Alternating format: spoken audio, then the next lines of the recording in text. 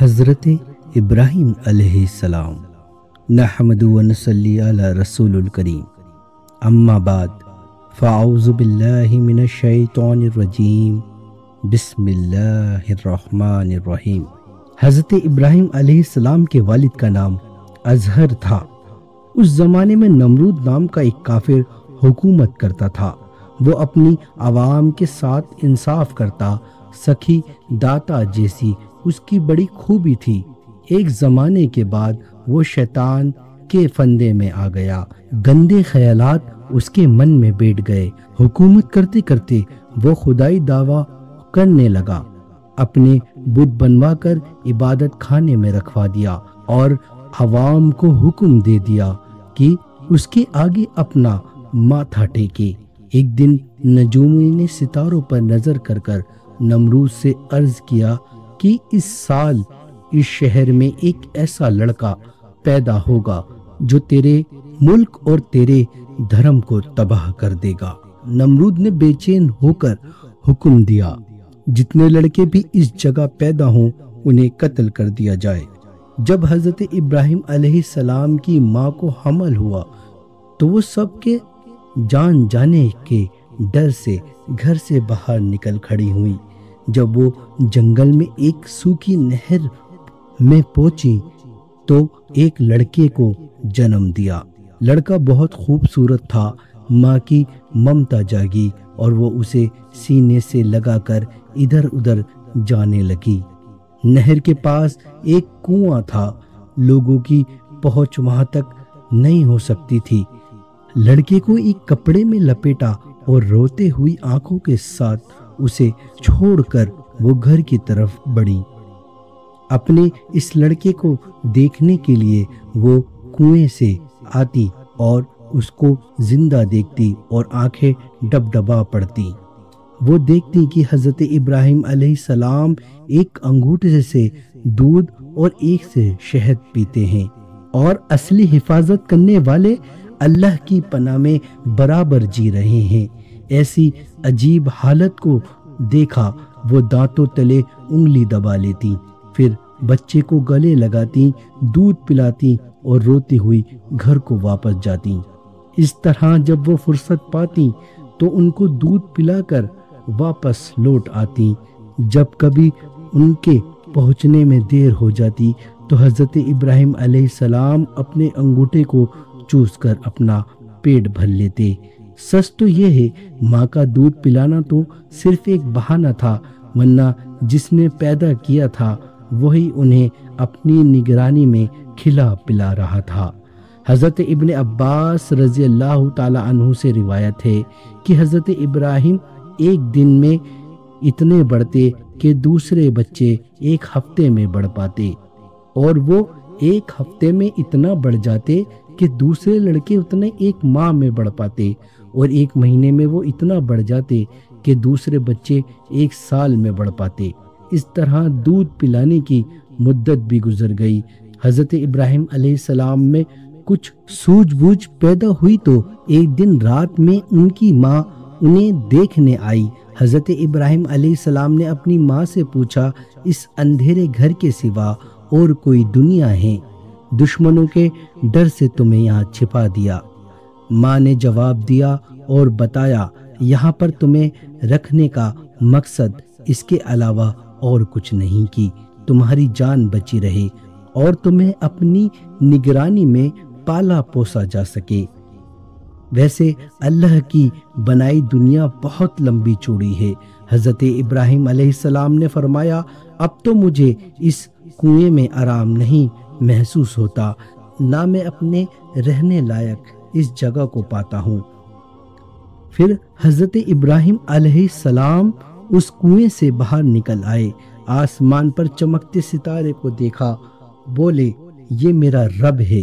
لیکن جب وہ ڈوب گئے تو فرمایا، میں ڈوبنے والے کو اپنا رب نہیں بناتا۔ پھر جب چمکتے چاند پر نظر پڑی تو اس کی چاندنی میں انہیں مزہ آیا، فرمایا یہی میرا رب ہے اور اسی سے میں لو لگاؤں گا۔ لیکن جب وہ ڈوب گیا تو اس کے رب ہونے کا یقین بھی ختم ہو گیا۔ جب صبح ہوئی اور سورج کی کرن پھیلی، تب بولے یہی میرا خدا ہے، یہی سب سے بڑا ہے، وہ تو اس کی روشنی اور گرمی سے بھی ظاہر ہے۔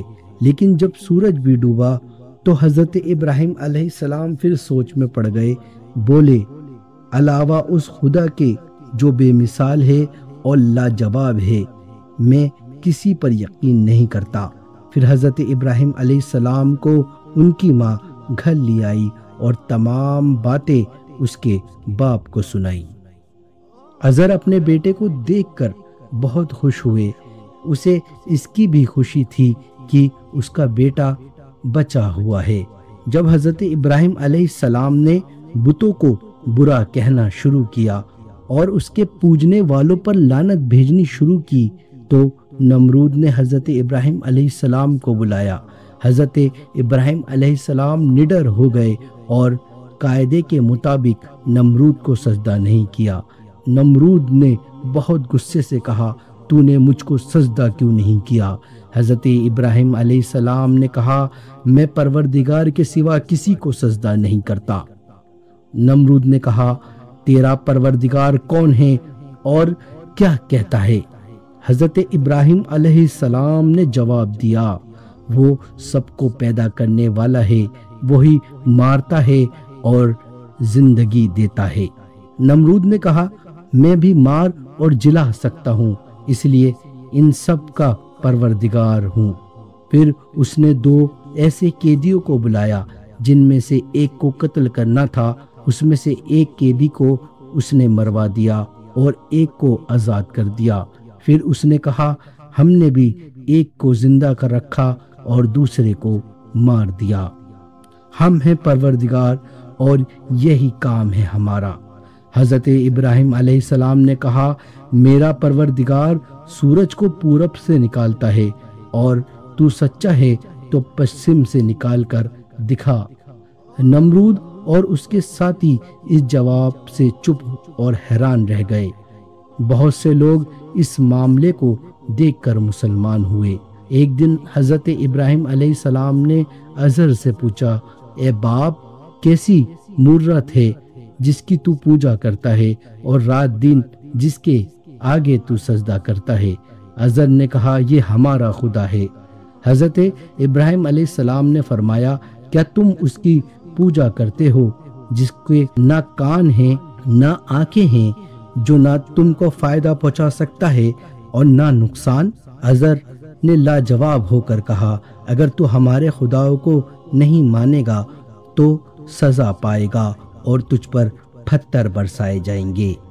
اس کے بعد حضرت ابراہیم علیہ السلام نے پکا ارادہ کر لیا کہ وہ لوگوں کو بتا دیں گے کہ بتوں کو لوگوں کے اچھے برے کی کچھ خبر نہیں اور اس کے پوجنے میں کسی کو کچھ فائدہ نہیں۔ نمرود کی قوم کی عادت تھی کہ جب عید کا دن آتا تو ہر آدمی اچھا لباس پہنتا تھا اور عمدہ کھانے پکا کر بتوں کے سامنے رکھ کر عیدگاہ جاتا تھا اور ادھر سے پھر کر اس کھانے کو اگلے سال تک کے لیے زیادہ روزی ہونے کا سبب جانتا تھا۔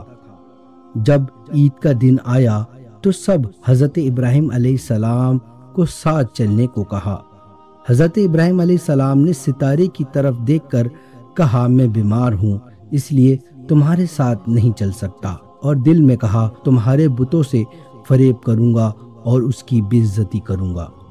جب سب لوگ تہ خانہ خالی کر کر عیدگاہ پہنچے، حضرت ابراہیم علیہ السلام ایک پہنچے اور بتوں سے مذاق سے کہا، ایسا اچھا کھانا تم نے کیوں نہیں کھایا؟ وہ بت بھلا کیا بولتے اور کیا جواب دیتے؟ پھر تو خدا کے دوست ابراہیم نے کلہاڑی لے کر سب کے سر اکھاڑ دیے، کسی کا ہاتھ کاٹا اور کسی کا کان، مگر بڑے بت کو بچا کر کلہاڑی اس کے گلے میں ڈال دی اور بت خانے کا دروازہ بند کر کر بہت جلد وہاں سے نکل گئے۔ لوگ جب عیدگاہ سے لوٹ کر تہ خانے میں داخل ہوئے اور سبھی چھوٹے بڑے پرانے دستور کے مطابق وہاں پہنچے، دیکھتے کیا ہیں کہ نہ کسی کا ہاتھ ہے نہ کسی کا کان ہے، بڑی ذلت کی حالت میں پڑے ہیں، بالکل مردہ۔ اس کے منہ سے نکلا کہ ظالم نے یہ سب کیا ہے اور ہمارے معبودوں کے سر پھوڑ کر ہمیں دلی تکلیف پہنچائی ہے۔ حضرت ابراہیم علیہ السلام ہمیشہ بتوں اور بت پرستوں پر چوٹ کرتے تھے اور ان کے شرک اور بے ایمانی کو برا کہا کرتے تھے۔ سب کو یقین ہو گیا کہ یہ سب حضرت ابراہیم علیہ السلام نے ہی کیا ہے۔ سب کو غصہ آیا اور وہ ان کو قتل کرنے کے لیے تیار ہو گئے۔ پوری قوم ایک راہ ہو کر نمرود کے پاس پہنچی اور فریاد کی، ابراہیم نے تہ خانے میں حرمت کو برباد کر دیا۔ نمرود نے حضرت ابراہیم علیہ السلام کو بلانے کے لیے آدمی بھیجے اور غضب و غصے سے اپنے پاس بلایا۔ نمرود اور پوری قوم نے کہا، اے ابراہیم، معبودوں کے ساتھ یہ برتاؤ کس نے کیا؟ حضرت ابراہیم علیہ السلام نے کہا، بڑے بدھ نے۔ تم عزت والے بڑے بدھ سے پوچھو، وہ تم سے چھپ نہیں پائے گا، وہی تمہارے بڑا بدھ ہے، کیا اتنا بھی نہیں بتائے گا؟ مشرک اس بات کو سن کر لاجواب ہو گئے اور انہیں بڑی شرمندگی ہوئی۔ ابراہیم نے کہا، تم جو جانتے ہو کہ یہ بدھ ہرگز نہیں بولتے، یہ اچھا اور برا اپنے منہ سے کچھ نہیں کہتے۔ حضرت ابراہیم علیہ السلام نے فرمایا، ایسے معبودوں کی عبادت سے کیا ملتا ہے؟ جو ان بے زبانوں کو پوجے وہ تو بڑا ہی جاہل ہے۔ اس سے بہت سے لوگ مسلمان ہوئے اور بہت سے لوگ ایمان لائے۔ نمرود نے جب یہ معاملہ دیکھا تو حکم دیا کہ ابراہیم کو قید کیا جائے۔ کافروں نے کہا کہ ابراہیم کو آگ میں جلاؤ، اسی طرح ہمارا غصہ ٹھنڈا ہو سکتا ہے۔ کوئے کے دامن میں 160 گز کا مکان بنایا، ملک کی لکڑیوں کو جمع کر کر اس میں آگ لگائی۔ آگ کے شعلے اتنے بلند ہوئے کہ اوپر سے پرندہ بھی اڑنے کی ہمت نہ کر سکتا تھا اور نہ کوئی آدمی اس کے نزدیک جا سکتا تھا۔ آگ اتنی بلند تھی کہ کافر بھی سوچ میں پڑ گئے کہ اب حضرت ابراہیم علیہ السلام کو آگ میں کس طرح پھینکا جائے۔ شیطان نے سجایا کہ ایک فلانگ بناؤ اور 2-3 کھمبے کھڑے کرو، جھولے کی طرح جھلا کر ابراہیم علیہ السلام کو آگ میں ڈال دو، اس طرح اپنے ارمان پورے کر لو۔ جب حضرت ابراہیم علیہ السلام کو توق اور زنجیر میں باندھ کر فلانگ پر بٹھایا گیا تو آسمان اور زمین کے فرشتے رو رو کر فریاد کی کہ خداوند، تیرے خلیل کے ساتھ یہ کیسا معاملہ کرتے ہیں؟ ہم اس ظلم کو دیکھ کر بہت رنجیدہ ہیں، ہمیں اجازت ہو تو انہیں ہم ابھی چھڑا لیں اور اس طرح تیرے دوست دشمن بن جائیں گے۔ حکم ہوا کہ اگر ابراہیم تمہیں مدد چاہے تو تم بہتر اس کی مدد کرو اور پھر تم جا کر ساتھ دینا۔ 2 فرشتے جو ہوا اور پانی پر مقرر تھے حضرت ابراہیم علیہ السلام کے پاس آئے اور کہا کہ اگر آپ حکم دیں تو ہوا اور پانی اس آگ کو پل بھر میں بجھا دے، لیکن حضرت ابراہیم علیہ السلام نے اسے قبول نہیں کیا۔ اس کی حالت دیکھ کر فرشتے بہت رنجیدہ ہوئے۔ جب حضرت ابراہیم علیہ السلام فلانگ سے باہر ہوئے، جبریل امین فوراً فضا سے حاضر ہوئے اور کہا، کچھ ضرورت ہو تو کہو، میں اس آگ میں ان کافروں کو جلا دیتا ہوں اور تمہیں ان شعلوں سے بچا لوں گا۔ حضرت ابراہیم علیہ السلام نے کہا، مجھے تم سے کچھ کام نہیں، جو خدا کی مرضی وہی پوری ہو کر رہے گی۔ جبریل علیہ السلام نے کہا، پھر خدا ہی سے سوال کرو اور اپنی مصیبت اس سے بیان کرو۔ حضرت ابراہیم علیہ السلام نے فرمایا، وہ خدا جانتا ہے، میرے کہنے سے کیا حاصل؟ اس طرح جب خدائے بے نیاز نے دیکھا کہ ابراہیم توکل کی راہ میں قیام ہے تو فرمایا، یا نار کونی بردن و سلام علی ابراہیم، اے آگ تو ابراہیم کے لیے ٹھنڈی ہو جا اور سلامتی بن جا۔ حضرت ابن عباس سے نقل ہے کہ کلام الہی کے لفظ سلام نہ ہوتے تو مارے ٹھنڈ کے ابراہیم علیہ السلام کو چین نہ ملتا۔ فرشتوں نے حضرت ابراہیم علیہ السلام کے بازو پکڑ کر نہایت آرام سے زمین پر بٹھا دیا کہ اسی وقت بہشت کے رواج سے ٹھاٹ دار کپڑے لا کر پہنائے اور ان کے آس پاس 20 گز تک پھول سجائے، کلیے اور خوشبودار پھولوں سے زمین باغ بنا دی۔ ایک میٹھا سوتا بھی وہاں جاری ہو گیا۔ حضرت ابراہیم علیہ السلام پر خدا کا بڑا فضل ہوا کہ لذیذ کھانا صبح شام پہنچایا کریں تاکہ میرے پیارے خوشی اور بے فکری کے ساتھ کھائیں۔ جب 7 روز اس طرح گزر گئے تو نمرود نے چاہا کہ دیکھے آگ بجھی یا نہیں۔ نمرود بھی ایک اونچے محل پر چڑھ کر ہمیشہ دیکھتا رہتا۔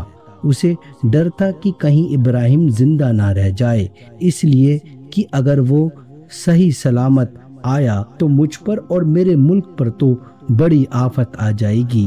جب کبھی وہ اپنے دل کی بات اپنے مصاحبوں کے سامنے کہتا تو پھر ہر ایک کی تسلی کے لیے ساتھ ہی یہ بھی کہہ دیتا کہ انسان کیا ہے کہ جل کر راکھ نہ ہو جائے، اس آگ میں تو اگر سنگر خارا بھی ڈال دیا جائے تو وہ بھی پگھل کر بہہ جائے۔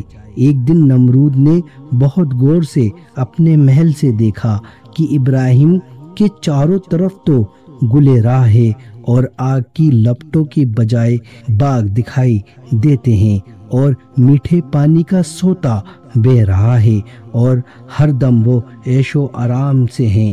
تو وہ بہت ہی حیران اور پریشان ہوا، بولا اے ابراہیم تو ایسی تیز آگ سے کس طرح بچ سکا اور یہ باغ اور نعمت تجھے کس نے فراہم کی؟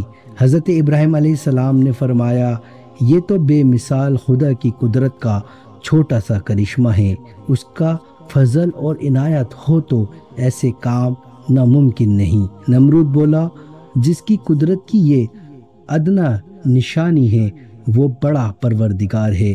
حضرت ابراہیم علیہ السلام خاک کے پہاڑوں سے نکل کر باہر تشریف لائے اور نئے سرے سے نمرود کو نصیحت کرنے لگے۔ نمرود نے تھوڑے دن کی مہلت مانگی اور معاملے پر سوچنے کا وعدہ کیا۔